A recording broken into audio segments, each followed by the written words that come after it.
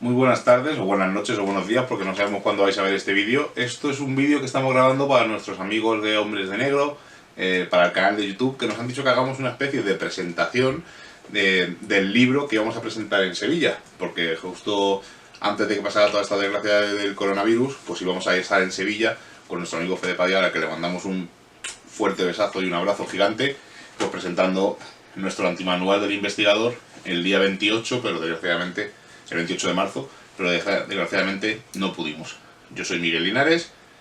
Yo soy Seila Gutiérrez. Y somos, no directores, porque no nos gusta decir directores ni escritores, somos, vamos a decir, los que manejamos Misterios en Viernes desde la sombra, los que hemos escrito este antimanual del investigador, editado en la colección El Círculo del Misterio de Guante Blanco, que he cogido otros 2 libros al azar, porque tengo casi todos, y no voy a decir cuál no tengo para que el autor no se sienta ofendido. Y siempre empezamos dando un poco de... Yo no. Me sale siempre así, un poco raro. Pero bueno, y hemos puesto una mesa así un poco rara, con cosas ahí que algunos entenderán por qué, otros no entenderán por qué. Este lo entenderá alguien, que es un regalo. Espera, un segundo. Este lo entenderá muy poca gente, y ya no enseño más. Que sepáis que todos tenéis vuestra copia. Y no digo más, y ya cada uno que saque. Bueno, pero yo creo también que tiene mucho significado con el antimanual. Estamos hablando de un gran referente, de fenómenos ocultos. Es que, mira, esto es una colección... Es una reliquia. Es un poco rara. ¿De qué año es, por fin? No sé. Bueno, es una colección que hice con el periódico ABC, pues era bien pequeño, tendría 10, 12 años. Quizá. Pero no sé qué año tendrá esto, no sé de qué año será. Del 98. Muy bien. Ostras, Sí. pues tiene un montón de años. Pasa que me falta... limpiando libros lo encontré. Oye, pues ya no eras tan pequeño, ¿eh? ¿En el 98? Pues tenía 20 años. 19, sí. 19, 20 años, está bien. Oye, Aquí está el más allá, la muerte, el misterio, que no se nos olvide hombre, nunca. el gorro de Sherlock. Quizá formas de comunicarnos. Que luego nunca me lo pongo, me lo voy a poner un poco. Voy a ponerme así, un rato. No me lo puedo creer. O Así, sea, os lo digo que no le he dejado que se Quería pusiera absolutamente nunca, bajo ninguna circunstancia. Quería Y presentar lo tiene que hacer hoy. No me Quería lo puedo presentar así el creer. libro, pero no me ha dejado. No me lo puedo creer. Bueno, espera que lo pongo en su sitio. Venga, sigue diciendo cosillas. No, sí que es verdad que todo tiene que ver, quizá alguna forma para contactar con ese más allá o más acá. Este tiene algo que ver con las posesiones Y bueno, y los zombies. y el ¿no? significado Que de es una la forma muerte, de quizá, ¿no? trascender. Ujú. Y como decimos, pues vamos a hacer una pequeña presentación, una mini presentación de nuestro antimanual del investigador. ¿Por qué decidimos escribir este libro? Realmente, mira, un Tiene vida propia. poltergeist. Lo escribimos simplemente porque, lo primero, que no queremos tirar por tierra el trabajo de nadie. Ujú. Tampoco queremos que nuestra palabra sea ley, porque como veis no tiene nada, o sea, no somos maestros de nada, ni somos referentes en nada, sino que simplemente somos unos aficionados que nos gusta los fenómenos paranormales y no la investigación de campo, porque creo que es una palabra muy fuerte el decir investigador, que la gente se la cataloga automáticamente, y creo que no. Nosotros somos experimentadores, llevamos casi 10 años, 12 más o menos experimentando de campo. Lo que pasa que con el tema divulgativo y dando a conocer nuestro trabajo, un poco menos, llevamos unos 6 años, más o menos 7. Y lo que queríamos es pues que había mucho batiburrillo, ¿no? Cualquier ruido era una psicofonía, cualquier cosa que ocurre es un fantasma. Y queríamos pues un poco no limpiar, porque no somos quienes para limpiar, sino para la gente que ve esto, estos vídeos de YouTube, ¿no? Que al final hacen tanto daño a la investigación paranormal o a los fenómenos parapsicológicos o a los fenómenos paranormales o como le queráis llamar. Y lo que queríamos era un poco pues entender el misterio desde un punto de vista sensato y un poco de vista con criterio, ¿no? Y vamos a decir, repasamos un poco pues un montón de cosas que ahora comentaremos. ¿Que por qué surgió la idea? Pues nuestro amigo Óscar Fábrega, editor de esta colección, como os digo, se le ocurrió, le propusimos, quería que escribiéramos un libro sobre, que le buscaba a alguien que escribiera un libro sobre fenómenos anómalos, y nosotros le propusimos esta idea. En un principio se iba a llamar No Manual del Investigador, pero Óscar muy sabiamente nos dijo que mejor antimanual, como el antimanual de psicología o antimanual de filosofía, creo que me comentó, Y decimos, oye, pues antimanual me gusta más. Y además la portada quedó súper chula, aquí la veis en doble. Y son los típicos aparatos que se usan en una investigación paranormal, o supuestamente en una investigación paranormal. Y lo que queríamos era un poco pues desgranar polvo y paja, ¿verdad, Sheila? Sí, yo creo que el objetivo, además, yo creo que fue un momento, una oportunidad que se nos dio para que nosotros también plasmáramos cómo empezamos, porque Miguel, para nosotros al principio también todo era una psicofonía, Exacto. todo eran fantasmas, todo eran espíritus, todos los testimonios que nos llegaban nunca los poníamos en duda y entender, y yo creo que se entiende, ¿no? Al final hay que cribar, hay que ver la parte personal, la parte psicológica, porque para hablar de la parte más anómala sin llegar ni siquiera a lo paranormal, pues siempre habrá tiempo. Miguel y yo nos conocimos y es verdad que enseguida congeniamos en el sentido de aficiones, somos muy afines en muchas cosas, ¿no?, cotidianas de nuestra vida, y cada uno pues iba quizá pues con su parte del misterio, ¿no?, como lo había entendido desde que era pequeño. Miguel es un poco más racional en este sentido, es un poco más estricto, yo soy un poco más espiritual, soy un poco más sentimental, pero sí que teníamos en común en el que algo teníamos que hacer, ¿no?, para seguir avanzando, para seguir aprendiendo y sobre todo llevar un camino, ¿no?, o una filosofía en la que los dos estuviéramos a gusto y nos sintiéramos muy cómodos a la hora de trabajar. Al empezar el libro yo cuento, ¿no?, que desde pequeño pues habíamos leído, Miguel quizá tuvo un poquillo de traba más al leer algún tipo de cosa, pero yo sí que es verdad que tuve la oportunidad de tener una biblioteca abierta del misterio, desde temas de fantasmas a temas de posesiones, y sí que es verdad que todo lo que nos llevábamos y todos esos folios que habíamos rellenado con preguntas, con casos que nos habían asustado, incluso no, que nos apasionaban desde pequeño, pues entendimos que quizá anteponer a todas esas frases al comienzo la palabra posible. Fue una cosa que nos llevó, yo creo, bastante tiempo. Es muy duro aceptar que no todo lo que has creído desde pequeño pues no es así, es muy difícil aceptar, y yo creo que a día de hoy nos sigue pasando, que el fraude está sobre nuestras cabezas y casos que desde pequeños creíamos que habían sido ciertos a pie juntillas, e incluso como dice David Cuevas, ¿no?, me hubiera cortado un brazo por ellos, pues nos hemos dado cuenta que quizá no son tan reales o no son tan paranormales como creíamos. El objetivo de este trabajo, pues por supuesto, es no tirar el trabajo de tierra por nadie. Nosotros hablamos desde la experiencia de unos simples experimentadores, exploradores, ¿no? Nosotros, nuestro grupo se llama Exploradores del Misterio, y no podemos ir mucho más allá porque no tenemos medio ni conocimiento para hacer una investigación. Yo creo que la gente, cuando lo ha leído, la primera pregunta que nos hacen siempre es ¿por qué hacéis esa diferenciación entre exploración e investigación? Y yo siempre digo, incluso cuando llegamos a casa muchas noches, ¿no?, abatidos porque no hemos encontrado nada, siempre decimos, el trabajo de un investigador comienza cuando acaba el de un explorador. Exacto, además repasamos un montón y hemos hecho varios experimentos solamente hechos para este libro, y experimentos dentro de nuestras posibilidades, porque claro, no tenemos un laboratorio como pueden tener grandes profesionales, no tenemos un equipo técnico brutal, sino que lo hemos ido cogiendo poco a poco, pero hemos querido hacer experimentos un poco diferentes e intentando, siempre desde el respeto, e intentando demostrar que no siempre lo que se da por categórico es cierto. Por ejemplo, siempre asociamos que en un lugar donde ha ocurrido una tragedia, esa tragedia, esa energía, ese dolor, se queda impregnado en el lugar y es más favorable a que ocurran fenómenos anómalos. Bueno, pues nosotros hicimos un experimento, nos fuimos a un pueblo abandonado de aquí cerca, que se llama Villalbilla, está muy cerquita de aquí de Cuenca, y fuimos con un bisnieto de una persona que fue fusilada justo en la tapia del cementerio viejo que está justo en la iglesia, que está en lo alto del pueblo. Lo único que queda en pie, quedan varias casas, pero están todas colmatadas, están todas caídas y no se puede entrar, salvo la iglesia, que es lo más fácil de entrar, aunque tiene riesgo de derrumbe. Pues nosotros una noche decidimos ir allí, fuimos 6 personas, además es una cosa que siempre intentamos destacar, ¿no?, que cuanto menos gente, mejor, cada uno con su rol, pues el fotógrafo, el que va tomando apuntes, el que realiza las pruebas, cada uno con su trabajo, y un grupo entre 3 y 6 es el máximo, ¿no? Luego vemos en YouTube pues, gente que van 15, 20, oye, cada uno sabe cómo tiene que hacer su trabajo y cuál es su perspectiva, evidentemente, de demostrar lo que está haciendo. Bueno, pues como decía, vamos con este chico e intentamos, sabemos que ha fallecido allí, varios grupos de investigación han ido allí a ese pueblo y dicen que ocurren fenómenos anómalos, incluso hay gente que dice que se les ha quedado el coche sin batería, ¿no?, como pasaba en Cortijo Jurado al principio.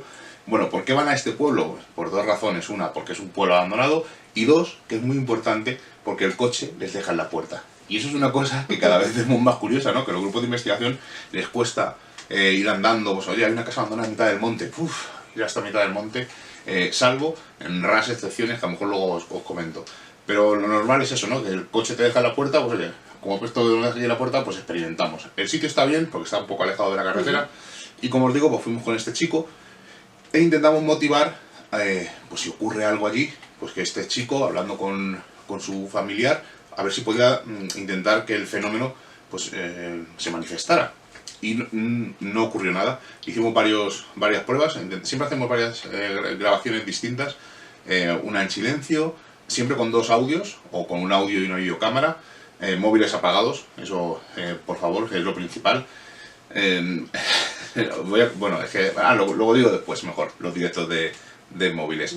Móviles apagados, intentar siempre con 2 audios para poder comparar si ocurre algo anómalo, y si podéis grabar aparte estos 2 audios, una cámara de vídeo para grabar lo que estáis haciendo, para controlar dónde está cada uno, porque a lo mejor en un momento dado te despistas, y yo digo, todos quietos, y te puedes mover, te pica un bicho, te suena una tripa, que es algo normal, tose como le ha pasado a Seila, o sea, son cosas normales, que todo eso hay que tener, pues cuanto más pruebas en vídeo, en audio, o alguien apuntando, mejor. Pues este chico va, intenta hablar con su bisabuelo, le dice quién es, que está ahí, que tiene curiosidad, y no ocurre nada. Nosotros cuando escuchamos los audios, además hacemos audios chiquititos de entre 3 y 5 minutos, porque luego todo esto hay que analizarlo, claro, que es lo más tedioso. Porque si yo estoy grabando con 2 fuentes de audio y una cámara de vídeo, no analizo 5, sino que tengo que analizar 15 minutos. Esto multiplicado por 3 o 4 pruebas que hagas, pues la hora y media de audios y vídeos se te va rápido. Entonces, es el proceso más tedioso, ¿no? Tú solo frente al ordenador, con los cascos, crees que has oído algo, tienes que buscar el mismo minuto en otro audio. Esto no ocurre, ¿no? En muchas de las investigaciones que veis por internet. Pero bueno, ahora os comentaré por qué. Lo que sí se oye es como una especie de balido de una cabra, o incluso puede ser el ruido de una paloma, como nos comentó una compañera en una presentación que hicimos aquí en Cuenca. Pero lo curioso es que no dibuja gráfica, ¿no? Y está relacionado con una leyenda, una historia que nos contó este chico, donde en el pueblo de Villalvilla podías tener varias ovejas, porque casi todo el mundo vivía de ganadería, y usualmente una cabra por familia, porque decían que la cabra se comía el sembrado de los otros compañeros, de los otros vecinos del pueblo, y solo podían permitir una para tenerlas controladas. ¿Ocurrió algo anómalo? No lo sé. ¿Algo curioso? Sí, es curioso desde luego, pero claro. ¿podemos catalogar que eso es anómalo? No. ¿Pero cuál era el objetivo de este...?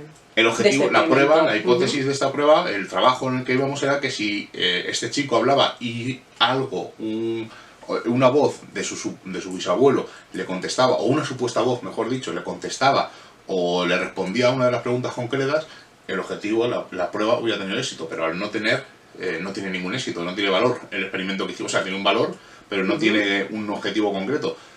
¿Esto es curioso que hemos comentado de la especie de válido? Pues sí, pero no nos vale para el experimento que estábamos haciendo, porque tenemos una hipótesis de trabajo muy concreta, cosa que, por ejemplo, muchos vídeos de internet no hacen. Nosotros, yo creo que nuestro objetivo aquella noche era intentar, ¿no?, indagar un poco o aprender un poco más de que no siempre un lugar de tragedia significa captar fenómenos anómalos o paranormales. En el libro también en lo que nos hemos centrado un poco es en ese más allá. Yo creo que es la gran pregunta, ¿dónde vamos? ¿Estarán bien los que ya no están con nosotros? Entonces yo creo que mucha gente nos ha tachado de negacionistas, incluso sí, de escépticos, y yo creo que la gente que nos conoce piensa totalmente lo contrario. Yo creo que como todo el mundo tenemos experiencias personales, experiencias de gente muy allegada a nosotros que no pensaríamos que nunca nos iban a engañar al contarnos las experiencias que habían tenido y que piensan, ¿no?, o que le dan una explicación a alguien que se ha ido, ¿no?, alguien cerquita a ellos. Y en este caso hablamos un poco de cómo se puede contactar o métodos de contacto con el más allá. Evidentemente tocamos un poco por encima la ouija, hablamos de esos sueños, ¿no?, con esos sueños muchas veces reconfortantes o otras veces, ¿no?, que nos dejan intranquilos cuando soñamos con alguien que se ha ido. Yo en este caso cuento la experiencia que tuve con mi abuelo, que no pude despedirme de él. Hablé con él la mañana que murió, pero se cortaba porque yo estaba en Madrid y él estaba en un pueblo de Cáceres y no pudo ser, ¿no? Nada más que le dije, cuídate, te quiero, pues un poco por encima lo que quería decirle muy rápido. ¿Qué ocurrió? Pues yo no tuve ese momento de comenzar el duelo, de ir a despedirme de mi abuelo cuando estaba muy malito o cuando acababa de fallecer. Solamente ya, pues cuando llegué estaba en el tanatorio y no es lo mismo, ¿no? Yo creo que me salté un escalón. ¿Qué ocurría? Yo llevaba una cruz y yo llevaba una mochila muy llena porque no me había podido despedir de él. Y una noche soñé que me despedía de él, que me decía que estaba bien, que estuviera tranquila, que no pasa nada, que me quería, que no había pasado nada porque no habían sido las circunstancias del trabajo por el que yo no había podido llegar a tiempo. Y aquella mañana me levanté, os juro, que con una paz increíble. Y ahora pienso, ¿realmente mi abuelo me visitó en sueños y me dijo lo que esa conversación que teníamos pendiente o aquello que teníamos pendiente? ¿O tengo otro camino, no? Quizá fue mi cerebro el que creó aquella ilusión porque yo lo necesitaba para poder seguir viviendo y poder seguir avanzando en mi vida, en mis eventos, en mi vida cotidiana. No lo sé, pues yo creo que quizá a lo mejor un 95% fue mi cerebro y un 5% incluso menos pues fue mi abuelo que me visitó. También hablamos de la experiencia de contactar con el más allá a través de los sentidos. ¿Quién no ha sentido alguna vez ese roce? Incluso de los olores. Yo también cuento una experiencia que tuve. Yo perdí a mi hermana cuando ella era muy chiquitilla y siempre digo que juraría que estando en casa de mis padres, ella más de una vez me tiró del pelo cuando yo estaba fregando los platos y el resultado es el mismo, ¿no? Quizás sí era ella, ¿no? Que de repente hacía esa misma jugada, ¿no? Que yo me enrabietaba o que mi cerebro necesitaba saber que no se había ido del todo y que quizá ella pues me hacía eso, ¿no? O mi cerebro creaba aquella ilusión para que yo también me reconfortara en aquel momento. Sí, pero también nos ha pasado Dolores, por ejemplo en el Alamín, en la casa grande, en la casa del alcalde, como la suelen llamar, o bueno, la única que tiene balcón, que tiene dos plantas a las que se puede subir bien, porque casi todas tienen dos plantas, pero tienen un tejado, o sea, una especie de tejaillo, bueno, no un tejaillo, ¿no? Como una especie de altillo, ¿no? Sí.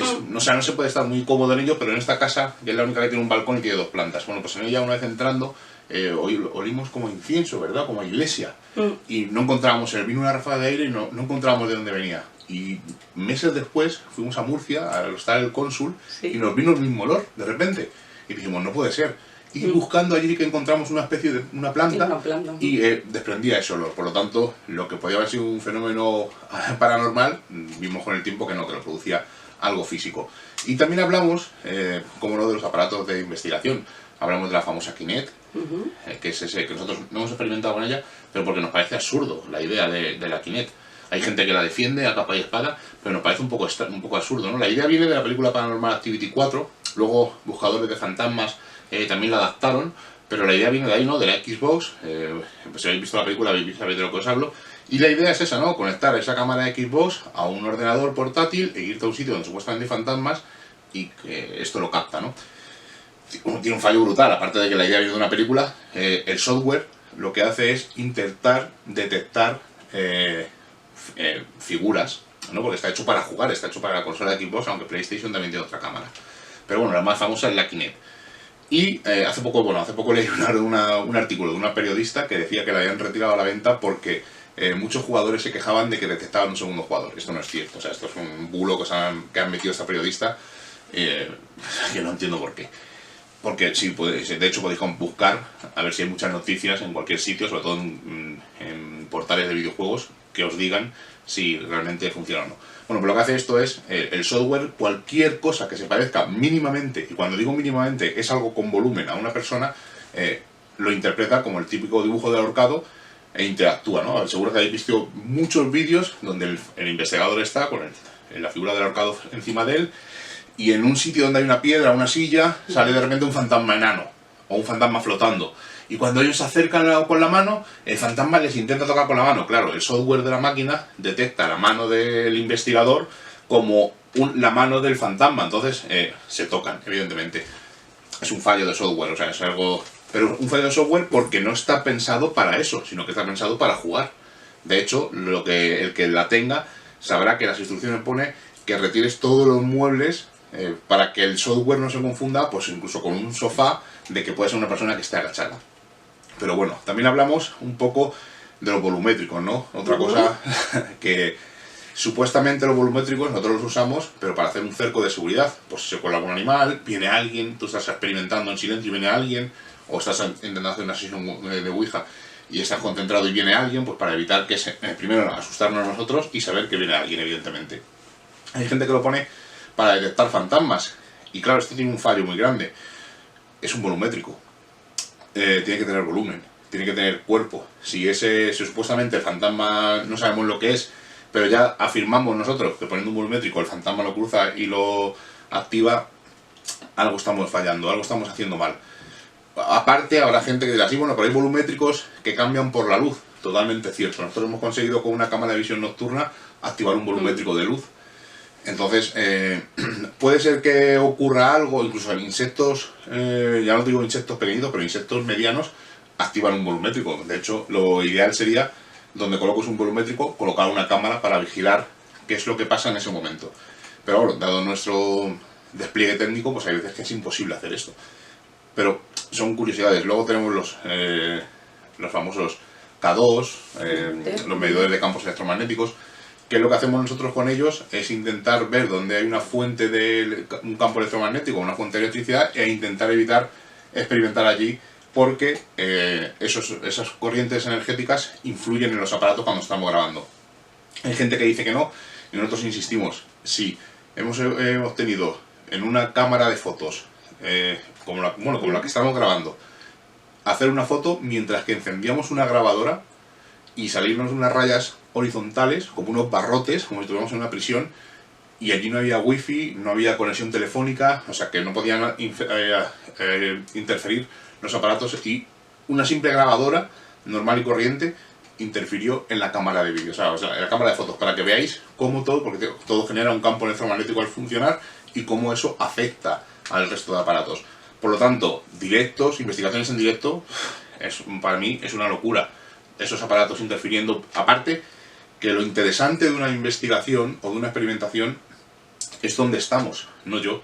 Yo soy lo menos interesante de eso. Entonces, el problema de estas investigaciones es que estoy mirando, saludo a Pepito, me han dicho que en el segundo 43 hay un fantasma, bueno, perdón, una serie de cosas que a mí me descolocan. Oye, cada uno que haga lo que quiera, claro. Pero para mí ese creo que no es el punto de vista de la experimentación paranormal. Pero no porque queramos tirar ese trabajo por tierra, además que algunos se lo merecen, pero bueno. Nosotros es verdad que aplaudimos, ¿no? y felicitamos a esa gente que se hace un montón de kilómetros, que se gasta un dineral en ir a estos lugares, pero sí que es verdad que nosotros hemos llegado a la conclusión, por lo menos la personal, en que nosotros, todos estos aparatos que llevamos, al final, sí que es verdad que al principio los compramos como con mucha fe, porque tampoco entiendo muy bien el objetivo por el que hacemos esa compra. Y me explico.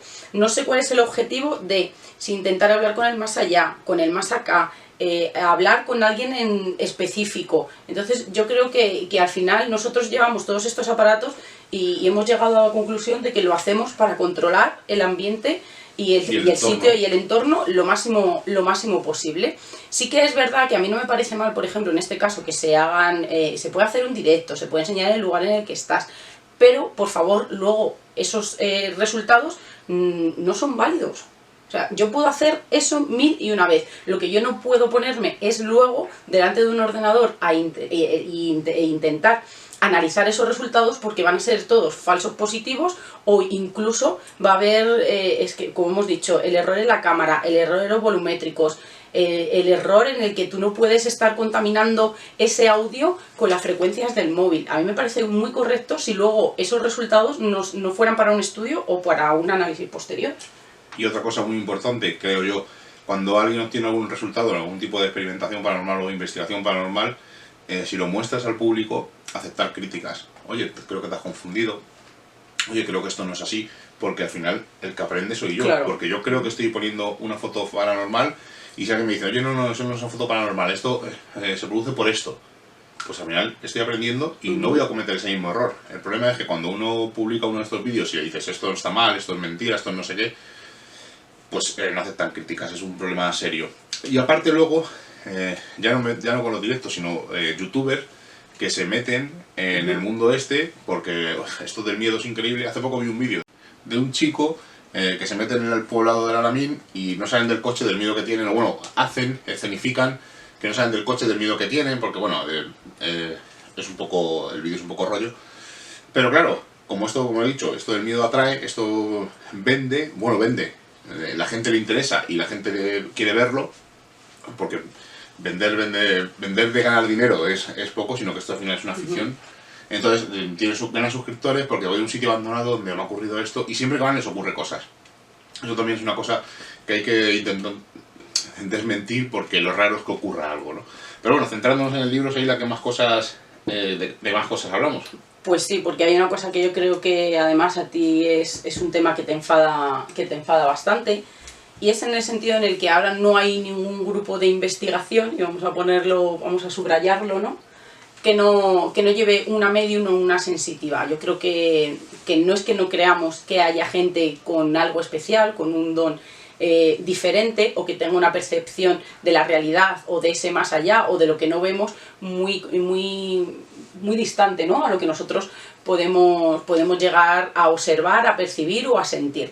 Pero sí que es verdad que lo que queremos decir es, hay gente que realmente existe con poderes, vamos a decir, con poderes mediúmnicos, o que tiene unas habilidades especiales. Pues tratamos el tema un poco de Nina Kulayina, que quizá es verdad que se registraban, ¿no?, esas alteraciones, ¿no?, incluso en los electrocardiogramas que se le hacían, y quizá le podamos dar alguna explicación. Pues hablamos que quién no suda ante una convención, quién no se pone nervioso ante un examen. Entonces yo creo que a ella un grupo de personas aparte la estaba siempre vigilando, y en el que eso podría haber sido posible. Incluso no se habló otra vez del fraude. También nos centramos un poco, cuando hablamos de estas personas que dicen tener esas habilidades especiales, que nos enfada mucho, ¿no?, que a pesar de haber sabido que son fraude siguen llenando teatros. Y no lo decimos porque se llenen los bolsillos, que al fin y al cabo pues cada uno se gana la vida como puede, como sabe o como lo quiere hacer.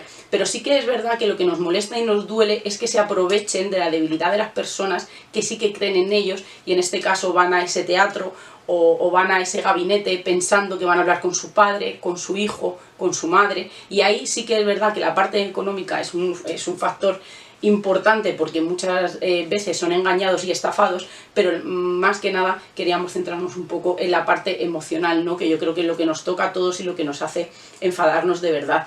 Y yo creo que viene, ¿no?, a contar también que hablamos un poco de cómo nos influyen las creencias en el campo de lo paranormal. Y aquí, por ejemplo, pues tenemos unos ejemplos claros. Miguel no es creyente, yo sí que soy creyente a mi manera, y sí que creo que las personas que somos un poco más creyentes quizá estamos un poco más predispuestos a creer en ese más allá idealizado, en esas apariciones, en esas comunicaciones con los seres que ya no están aquí. Entonces yo creo que la verdad, y a que por supuesto, y a que se creen algún fenómeno anómalo o algún fenómeno paranormal o algunas experiencias, ¿no?, que no podamos encontrar una explicación. Y yo creo que sí que van muy unidos. Y otra parte yo creo que también es muy interesante, la parte de las posesiones, si hay posesiones en ateos, si solamente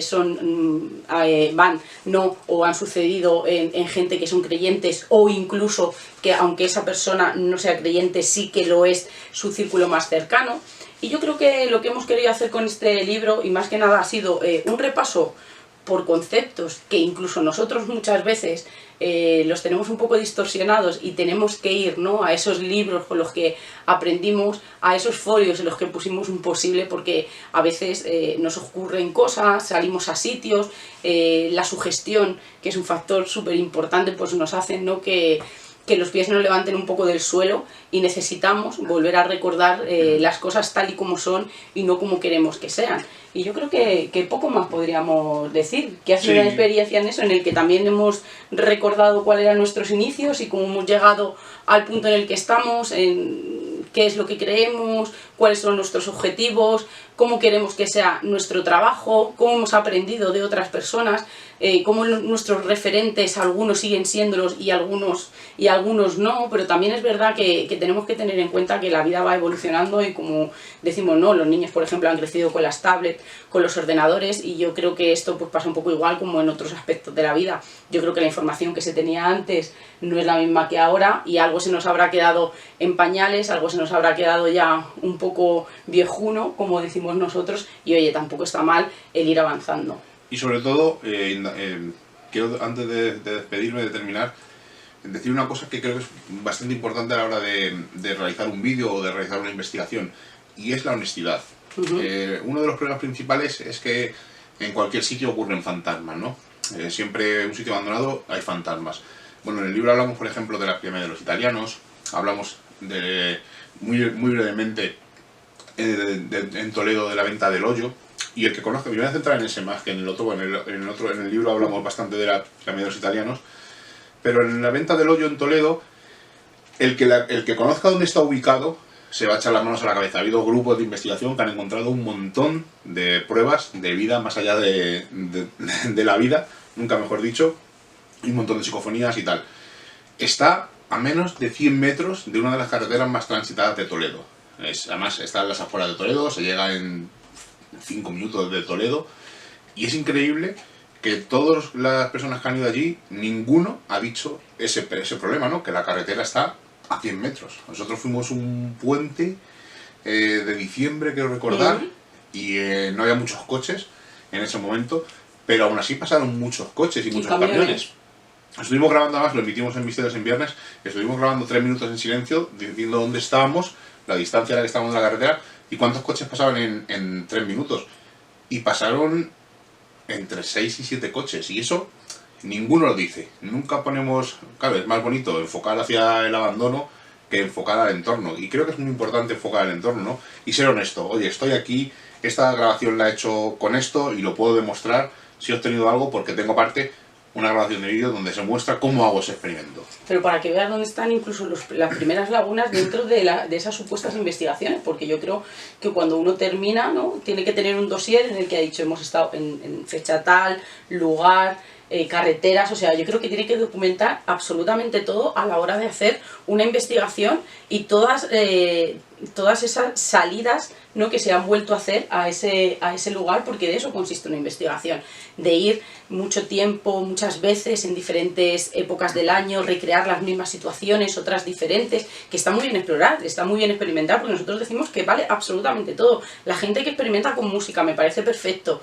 Nosotros lo hemos hecho. La gente que experimenta con todo tipo de aparatos, y es que a mí me parece lo ideal, porque al final estamos en algo que no sabemos muy bien ni conocemos. Es como cuando hablamos de las psicofonías. Al final, cuando te reúnes con un grupo de personas que son afines a tus aficiones o a tus gustos y empiezas a hablar de psicofonías, pues al final lo primero que tienes que exponer es, vale, pero ¿qué es para ti una psicofonía? ¿Son voces del más allá? ¿Son voces del pasado? ¿Son voces del futuro? ¿Son voces de otras dimensiones? ¿Voces de otros mundos, ¿no?, incluso de extraterrestres?